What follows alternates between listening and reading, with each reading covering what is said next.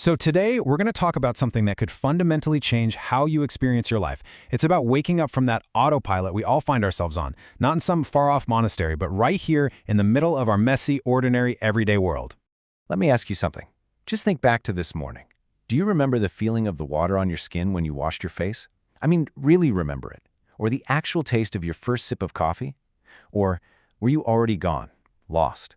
Maybe you were replaying a conversation from last night or stressing about that meeting later today, just carried away by this constant stream of thoughts, completely absent from the only moment you were actually living in. You know, the spiritual teacher Gurdjieff had a really startling name for this. He called it waking sleep. It's this bizarre condition where we think we're awake, our eyes are open, we're walking and talking, but in reality, we're just lost in a dream. And that dream is made up of all our automatic reactions, our constant worries, and all these illusions we have about who we are. And this leads to one of Gurdjieff's most provocative ideas. Man is a machine. Now, hang on, before you just dismiss that, think about what he was getting at. For most of us, most of the time, our behavior is just stimulus-response. Someone cuts you off in traffic and bang, you're angry. Someone criticizes your work and boom, you're defensive. We don't consciously choose these reactions, they just happen. We are, in that sense, completely mechanical. But here's the crucial part, the hopeful part. We don't have to stay that way. There's a path out of the machine. And it all begins with developing something you might call the watcher within. So the way out isn't about gritting your teeth and using willpower to force yourself to be calm or happy. That never really works, does it? No. The real solution is about cultivating an inner observer. A quiet part of you that can simply witness your own thoughts and emotions without getting totally swept away by them. It's the part of you that can notice anger bubbling up without becoming the anger. And what's so amazing is that this idea, it's not unique to Gurdjieff at all. It's a universal truth. You see it pop up everywhere. Gurdjieff called it self-observation, sure, but you find Christian mystics talking about the watch of the heart. And of course, Eastern traditions have long talked about witness consciousness. It's this core, essential principle for waking up, no matter the tradition. Okay, let's make this super practical. Imagine you're in a meeting, you share an idea, and someone just dismisses it, just shoots it down. Instantly, you feel that hot flash of anger, or maybe that sinking feeling of shame. Now in the mechanical state, you are that feeling. But what if the observer wakes up? It doesn't judge, it just quietly notices. There's the anger. And in that tiny, tiny gap between the trigger and your usual reaction, something incredible happens. You find a little bit of space. You find a choice. And that moment, right there, that's what Gurdjieff called the fourth way. It's a path of transformation that doesn't ask you to run away to a monastery or an ashram. Nope. Your office, your kitchen, that frustrating traffic jam, those are your monastery. Every single moment becomes a chance to practice waking up. So what's the tool? How do we build this observer? Well, it really all comes down to one thing: attention. Just conscious, deliberate attention. Not forcing anything, not judging anything, but simply the act of being present to what is actually happening, right here, right now. That is the fundamental difference between living on autopilot and actually living a conscious life. But okay, if it's that simple, then why is it so incredibly hard?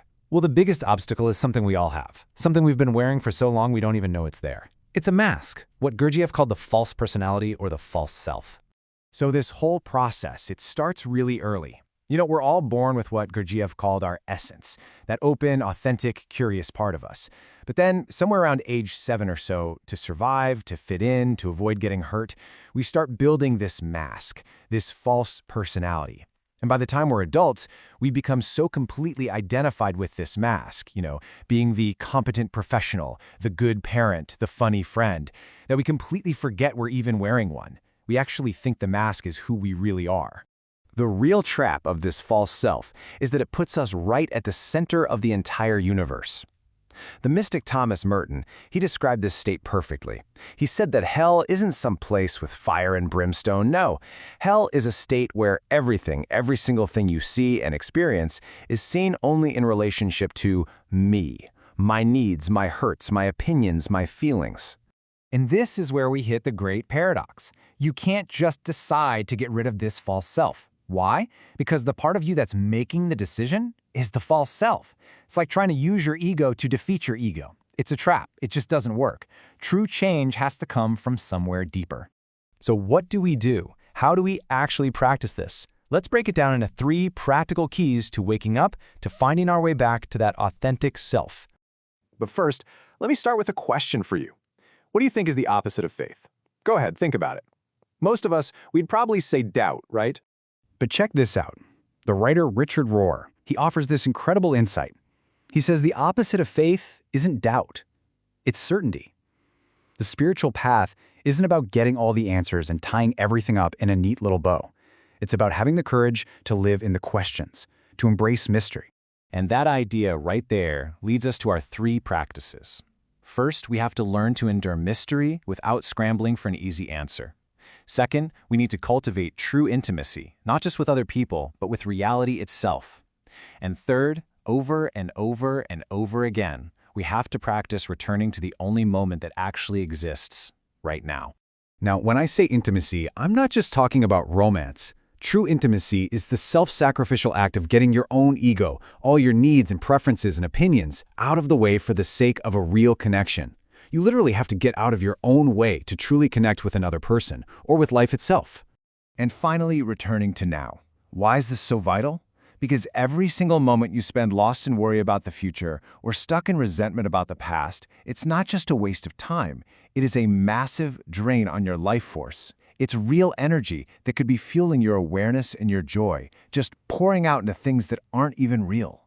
So why does any of this inner work really matter, especially with everything going on in the world? It matters because your daily life, with all of its routines and frustrations and joys, it's the perfect training ground. It is the monastery. This is the goal. This is what we're aiming for. The medieval monk, Brother Lawrence, put it so beautifully. He said that whether he was in the kitchen with all the noise of pots and pans or on his knees praying at the altar, he was in the same state of presence. The whole point is to bring this awareness into every single moment, no matter how ordinary it seems. And you know what? This is how the world actually changes. It's not going to be some big dramatic event from the outside. It happens one person at a time, one conscious choice at a time.